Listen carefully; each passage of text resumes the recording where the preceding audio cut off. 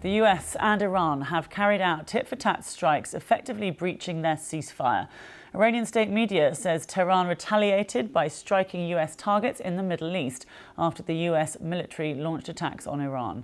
US Central Command confirmed its aircraft struck Iranian missile and drone storage locations and coastal radar sites. The incident that sparked this back and forth was on Thursday when Iran allegedly fired on a commercial cargo ship transiting the Strait of Hormuz.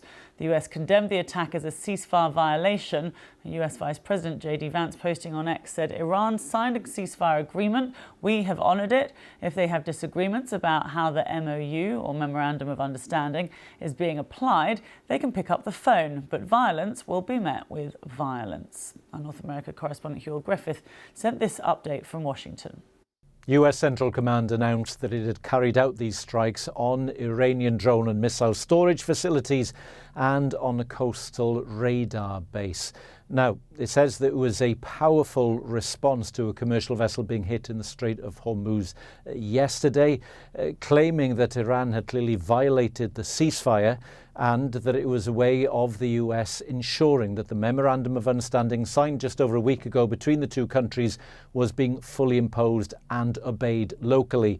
A couple of hours later, the Vice President J.D. Vance on social media said that the US was upholding the ceasefire, and if Iran had a problem with how the memorandum was being imposed, it could always pick up the phone. However, ominously, he finished that message with the words, "Violence will be followed by violence."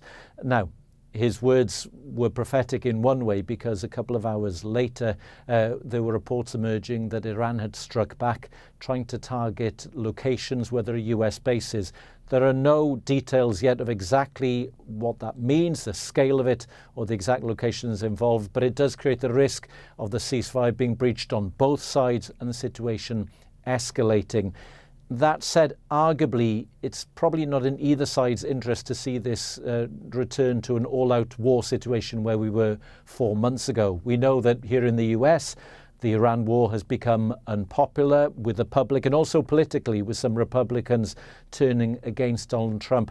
And on the other side, well, we know that Iran's military capabilities has probably been struck severely over the last few months, and both sides have an interest in seeing the Strait of Hormuz open for oil to pass through. But clearly there's a disagreement here over how that's managed, and that ultimately may cause some companies and insurers to reconsider what their plans will be for the next few days and weeks ahead.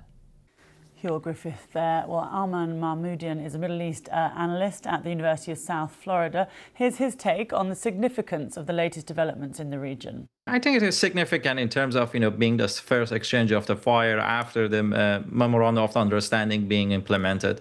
But I doubt that at this point, this exchange of the fire would actually result in the collapse of the Memorandum of the Understanding, as your other guest pointed out rightfully.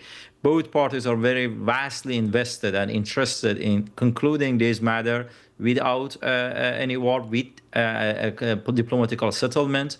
And the fact that 2 days exchange of the fire between Iran and the United States didn't carry out, so far at least, any casualty, and the attack seems to be contained. It wasn't large, it was contained, limited, targeted, shows that while both parties want to demonstrate their willingness to use war force, their capability to extract force, still they'd rather to keep the tension contained and give the diplomacy's chance. That doesn't mean that there wouldn't be another exchange of fire. I think as long as we haven't reached a political settlement between the United States and Iran, sadly, we will witness similar experiences. But as long as the desire is to keep it contained, they can manage toward the negotiations. Hugh Griffiths was just talking there about the military capabilities of Iran and how badly they've been affected. What's your assessment on that front in terms of how bad the situation is for Iran?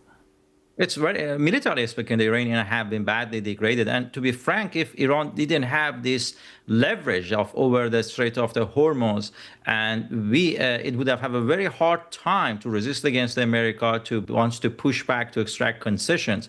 Iranian launcher capability, which Iran needs to launch ballistic missiles against Israel and United States and bases across the region, has been badly damaged. Iran still has problem with restoring its ballistic storage, ballistic missile missile sites. Some of the missiles seems to survive, but they are still under the ruins, and the gates to entry gates to these bunkers have been badly damaged.